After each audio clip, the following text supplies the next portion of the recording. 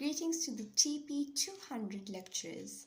My name is Dinisha Naidoo. My student number is 212-05196. Here is my student card for verification.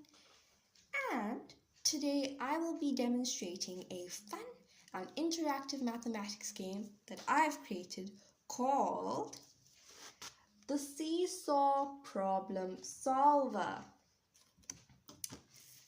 This game was designed specifically for grade 1 learners during term 1 or the first term.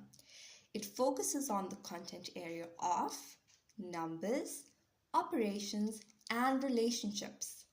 The game addresses the addition and subtraction topic from the CAPS document, and this can be found on page 106. The goal of this game is to help learners practice solving word problems with addition and subtraction that include answers up to 5 in a fun, hands-on way, whilst also developing their counting skills and understanding of basic arithmetic. In this game, players solve word problems by balancing the number of children on a seesaw. We use small tokens to represent children, and each player takes turns solving either an addition or subtraction problem. The player who successfully solves and explains the most problems within 15 minutes wins the game. This game helps reinforce counting skills and provides an opportunity for learners to solve problems practically by physically moving objects.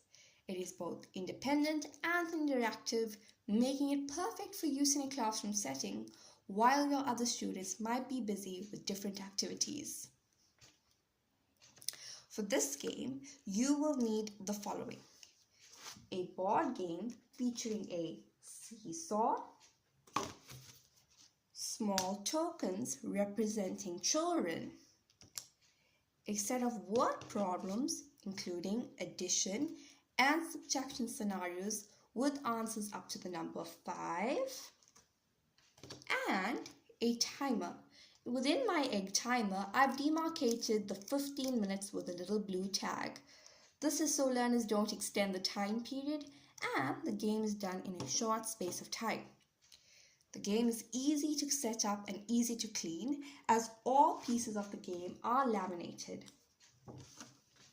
The game also comes with very practical storage solutions.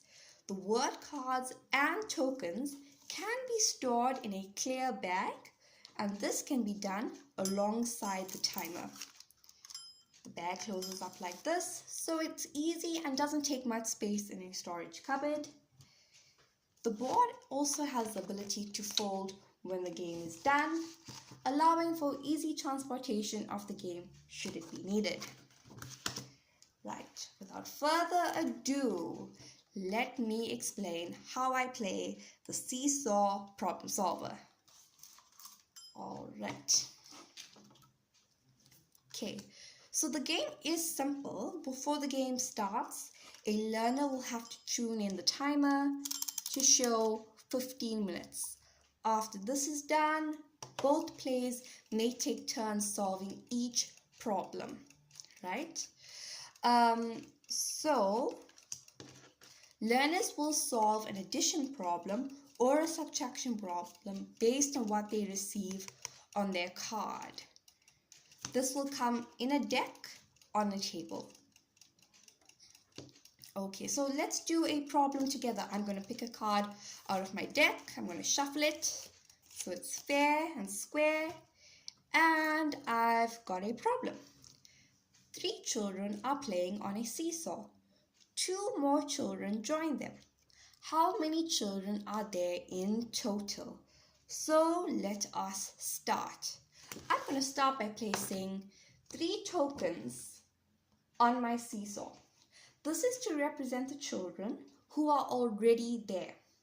Now, I will add 2 more tokens to represent the children that will join them. To find the answer, I will count all tokens together. So that is 1, 2, 3, 4, 5. There are 5 children on the seesaw. The correct answer is 5. Right, let's try another example. I'm going to shuffle my deck again. And let's take another problem. Right. Ooh, let's see. We've got subtraction. 5 children are playing on the seesaw. 3 children leave. How many children are still on the seesaw? Okay, so I'm going to start by placing 5 children on the seesaw to represent the 5 children that are sitting. And I'm going to remove 3 to show the 3 that have left the seesaw. And let's figure out how many are remaining. I will now count the number of learners on the seesaw to get my answer. And that would be 1, 2. So the answer is 2 children are left on the seesaw. After solving each problem, players must explain how they arrived at their answer.